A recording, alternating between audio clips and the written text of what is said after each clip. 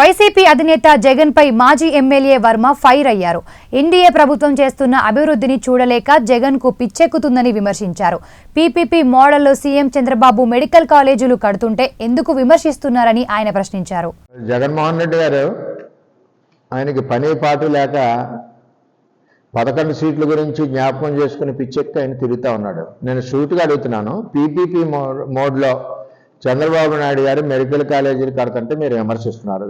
Okay, మీరు ఎందుకు డబ్బులు అలొకేట్ చేయలేదు 10 కాలేజీలకి?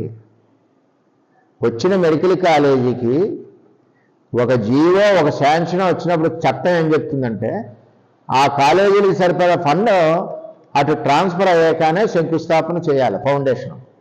అది చట్టం. మీరు రూపాయి లేకుండా 10 కాలేజీలు ఎందుకు ప్రారంభిస్తామని శంకుస్థాపన చేశారు. అమ్మ పెట్టతో అడుక్కు తినేతనేదని మీ పద్ధతి అలా ఉంది.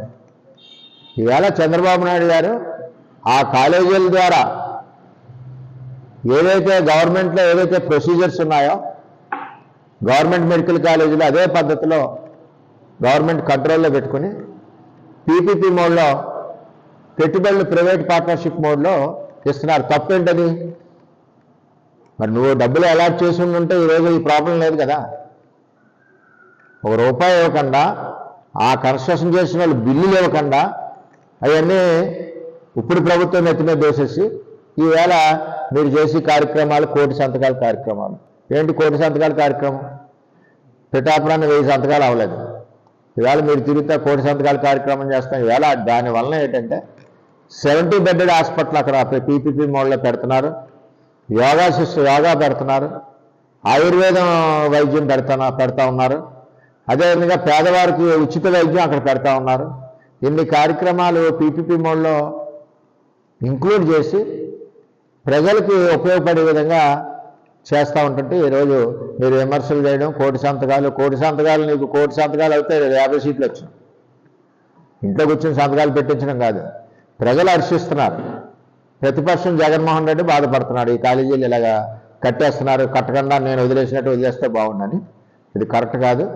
ఏదైనా మన దగ్గర మీరు ఇచ్చిన అప్పులే దగ్గర 12-13 లక్షల కోట్లు ఉన్నాయి, అప్పులతో ఇచ్చారు.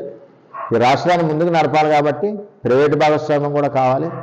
దానికి అనుగుణంగానే మనం వెళ్ళవలసిన ఆవశ్యకత కూడా ఉంటుందని చెప్పి నేను తెలియజేస్తూ, ఏదైతే పీపీపీ మోడ్లో చంద్రబాబు నాయుడు గారు మెడికల్ కాలేజీలు ఇచ్చారో దానివల్ల ప్రజలందరూ కూడా హర్షిస్తున్నారు. దగ్గర 1000 బెడ్లు 10 కాలేజీలో 70 లెక్క చేసుకుంటే 700 బెడ్లు ప్రజలకు అందుబాటులోకి వస్తాయి. రోజుకి లేదంటే ఒక 1000 మందికి ఉచిత వైద్యం జరుగుద్ది, అంటే 10,000 మందికి రోజుకి ఉచిత వైద్యం జరుగుద్ది ఈ కాలేజీల వల్ల. అలాగే సీట్స్, గవర్నమెంట్ సీట్స్ ఎలా ఉన్నాయో మెరిట్లో ఆ సీట్స్ అన్నీ కూడా అలాట్ అవుతాయి. ఇవన్నీ కూడా ఆలోచన చేసుకోవాల్సిన బాధ్యత ప్రతిపక్షానికి ఉందని, ఒకసారి వారికి అవగాహన లేకపోతే దీని కనెక్టెడ్ ఆఫీసర్స్ కూడా మీకు అవగాహన కల్పిస్తారని చెప్పి తెలియజేస్తారు.